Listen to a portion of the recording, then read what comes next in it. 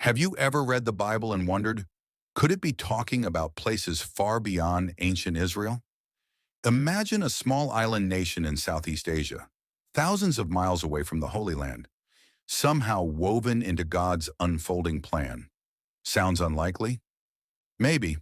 But today we're diving into a mystery that stirred hearts and sparked quiet wonder. Is the Philippines mentioned in the Bible?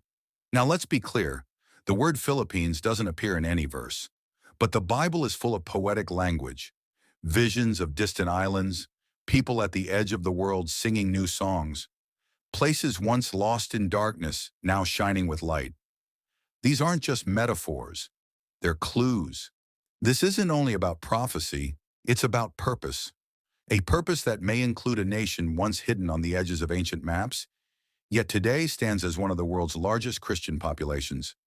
So let's explore what the Bible really says and ask, could this island nation be more than just a far-off dot on the globe? Could it be part of something bigger? Part 1. A message to the islands. The Bible often speaks to islands, coastlands, and the ends of the earth, phrases that, to ancient minds, meant the farthest reaches of the known world. Isaiah 42:10 says, "Sing to the Lord a new song, his praise from the ends of the earth, you who go down to the sea, and all that is in it, you islands and all who live in them." Why speak directly to islands? Why call them to sing a new song? If you draw a line from Israel to the edge of the earth in the east, where do you end up? Right in the middle of the Philippine archipelago, over 7,000 islands surrounded by the sea. To ancient Israelites, places like this were unimaginable, remote, mysterious, and untouched by their beliefs. And yet today, those islands are filled with churches, worshipers, and generations of faithful followers. Could this new song be the sound of a people transformed by the gospel, emerging from spiritual darkness into radiant light? It's a powerful thought, one that raises deeper questions. Part 2. From darkness to light. Before the arrival of Christianity, the people of the Philippines lived rich, vibrant lives. Their beliefs were rooted in nature, spirits, and local legends. There were no churches, no Bibles, just the rhythms of daily life and a deep connection to the earth. Then came 1521. Spanish explorers arrived with a message that was completely foreign: the story of Jesus. At first, it must have sounded like just another tale from another land. But then something surprising happened. The gospel didn't just land, it flourished. Unlike many parts of the world where Christianity faced resistance, the message took root here. It spread not just among leaders or priests, but through families, villages, entire communities. It became more than a religion. It became part of the people's identity. The transformation was profound. What was once a land of scattered tribes became a nation united under a new faith, a faith that would endure, evolve, and spread across generations. So, what do we make of this? Could it be coincidence? Or is there something more happening here, something divine? The Bible calls to the ends of the earth, to distant islands, inviting them into God's story. And here we are, looking at a nation that answered that call, not by force, but by faith. In the next part, we'll dig even deeper. We'll look at how this faith journey continued through colonization, resistance, revival, and how the Filipino people became not just receivers of the gospel, but carriers of it. 2. From darkness to light. The message of salvation didn't just land in the Philippines, it found a home. When the gospel arrived, it wasn't met with cold curiosity. It resonated deeply. The message of grace, of redemption, of a God who loves unconditionally. It struck a chord with the Filipino heart.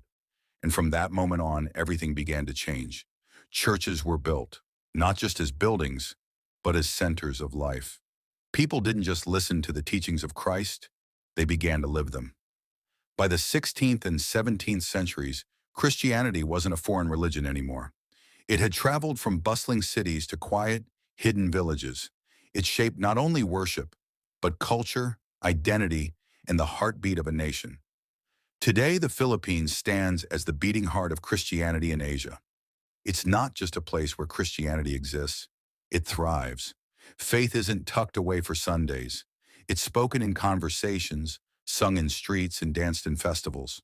It lives in kitchens, classrooms, and jeepneys. It's prayed over meals, whispered in struggles, shouted in praise. But how did a land once filled with unfamiliar gods become one of the largest Christian nations on earth? Maybe it's not random. Maybe it was always meant to be part of something bigger. Maybe this island nation was chosen not just to be transformed, but to become a light meant to shine far beyond its shores. 3. A light to the nations. When we think of missionaries, we often imagine pastors on stages or travelers with Bibles in hand. But what if some of the greatest missionaries today don't have titles at all? What if they're just everyday people, Filipinos working abroad, chasing opportunity, and quietly carrying Jesus with them? Across the globe, millions of overseas Filipino workers, OFWs, live out their faith, not in pulpits, but in the everyday. In oil fields, hospitals, classrooms, and homes, they bring more than their skills. They bring hope. They don't preach loudly. They live quietly. They comfort co-workers, pray in break rooms, and hum worship songs while doing chores. In places where Christianity is unwelcome, even forbidden, they still find ways to worship. Softly, secretly, faithfully. This isn't organized religion. This is organic mission. They are maids, nurses, technicians, seafarers, and teachers. They didn't set out to become missionaries, but that's exactly what they became, not through sermons, but through love, humility, and unwavering faith. Isn't it just like God to send his message through the unexpected? What began as a nation receiving the gospel has turned into a nation quietly sending it. Not with fanfare, but with faith. Not with programs, but with people. Jesus said, "Go and make disciples of all nations." For many, that sounds like a job for pastors or missionaries. But the Filipino believer shows us otherwise. That calling isn't just for pulpits. It's for airports, hospitals, markets, apartments. Wherever they go, Christ goes too. The Philippines didn't just become Christian. It became a beacon, a living example of Isaiah's promise. I will make you a light for the Gentiles, that my salvation may reach to the ends of the earth. And today that light is reaching, quietly, powerfully. 4. Faith, festivals, and a future calling. In the Philippines, faith doesn't hide behind stained glass. It dances in the streets. It's in the chants of prayer during the Sinulog festival, the colorful parades of Ati-Atihan, the candlelit processions of Pahiyas. These aren't just traditions, they're declarations of joy, of identity, of a faith that's alive. It's not just in rituals, but in the rhythm of daily life. Faith is in the way families gather, the way neighbors help, the way suffering is endured with songs of praise. It's a culture steeped in resilience and hope because it's rooted in something deeper than circumstance. And that's what makes the Filipino expression of faith so powerful. It's not just personal, it's national, it's cultural, it's contagious. So what comes next? Maybe this isn't the end of the story. Maybe it's just the beginning. A future where the Philippines continues to rise, not just economically or globally, but spiritually, as a lighthouse in a darkening world. Because in a time when faith often fades, the Philippines reminds us what it looks like when a nation shines. 4. Faith, festivals, and a future calling. To understand just how deeply Christianity is woven into the fabric of Filipino life, you have to see how it pulses through the culture, not just in church services, but in streets, songs, and stories. Take the Sinulog Festival in Cebu. Every January, the city transforms.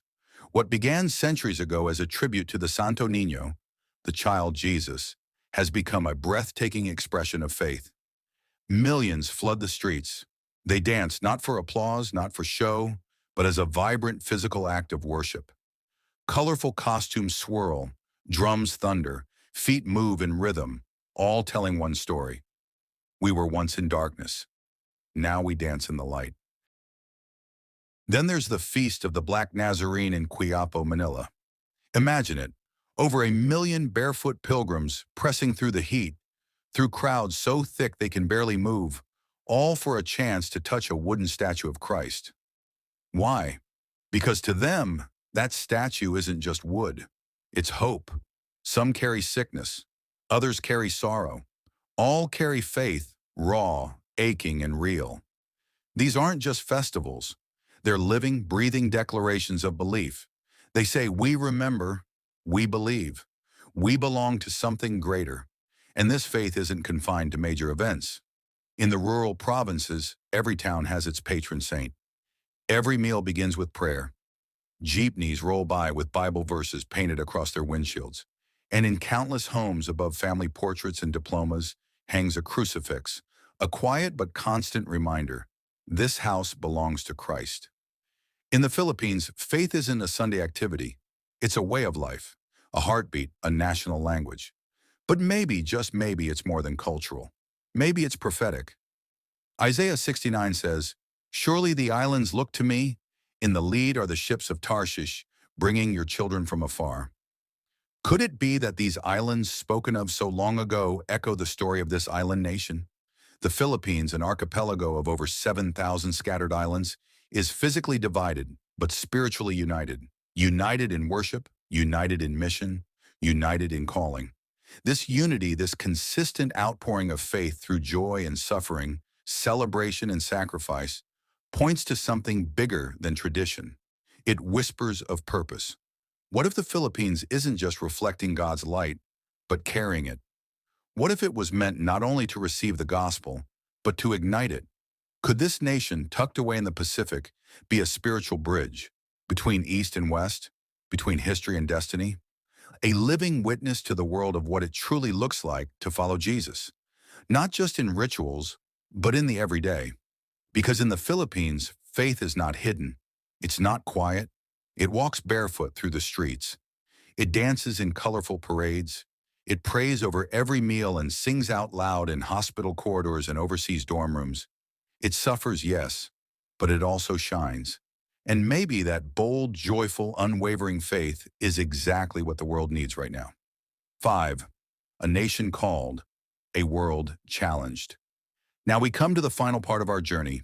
After everything we've explored, the scriptures, the history, the missionary movement, the worship, and the culture, one question still echoes in the air.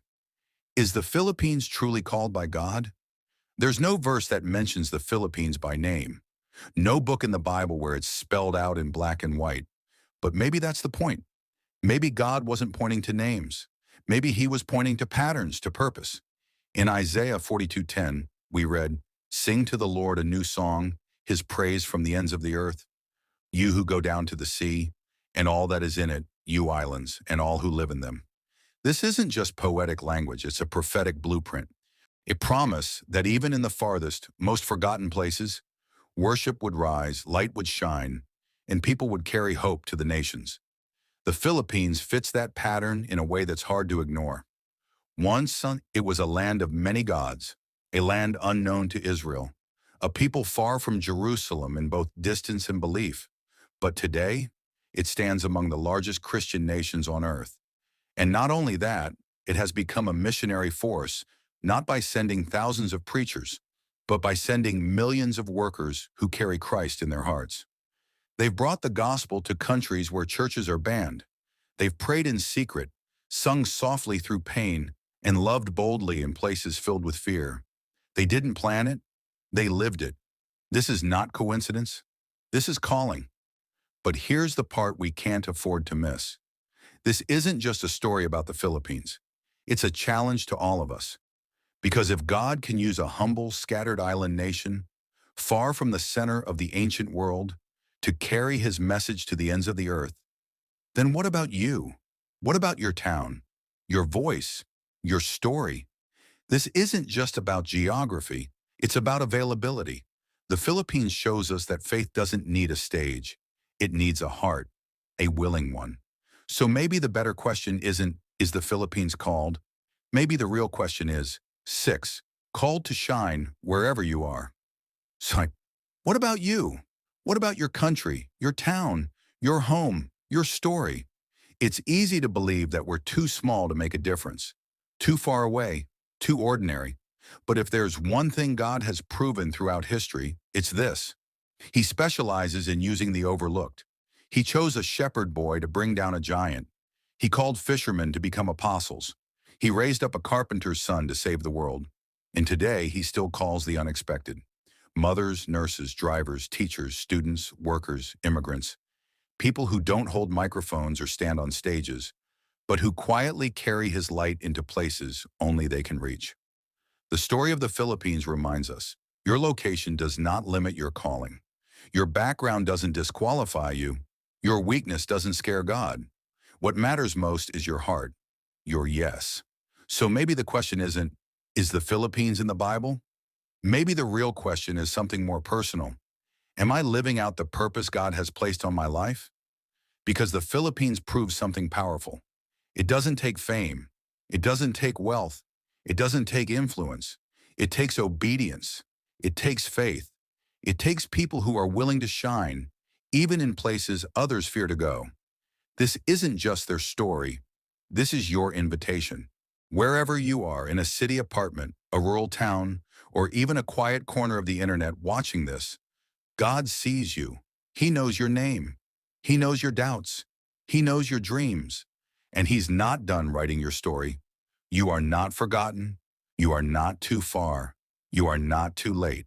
Like the Philippines, you too are called to rise, to carry light, to reflect Christ in whatever corner of the world you've been placed. So thank you for staying with us through this journey. You've just walked through a story that spans centuries, crosses oceans, and speaks through a nation many once thought was small and far away. But now we know, God doesn't measure greatness the way the world does. Not by size, not by spotlight, but by surrendered hearts and willing hands. So let us turn the question to you. What is your place in this story? Maybe it's time to step out, to share your story, to pray for someone, to forgive, to speak life, to serve with love. You don't have to be perfect. You just have to be willing. And if something stirred inside you while watching this, don't keep it to yourself. Share this video. Start a conversation. Let this spark light a fire. Because who knows, maybe your story, like the Philippines, is part of something greater than you ever imagined. So stay connected. Subscribe for more stories like this, stories that reveal hidden beauty, deeper meaning, and the hand of God in places we least expect. And drop a comment. We want to hear from you. Do you believe the Philippines is called by God? And what about your nation? Until next time, remember this. Wherever you are, God sees you. He knows your name, and He's not done writing your story.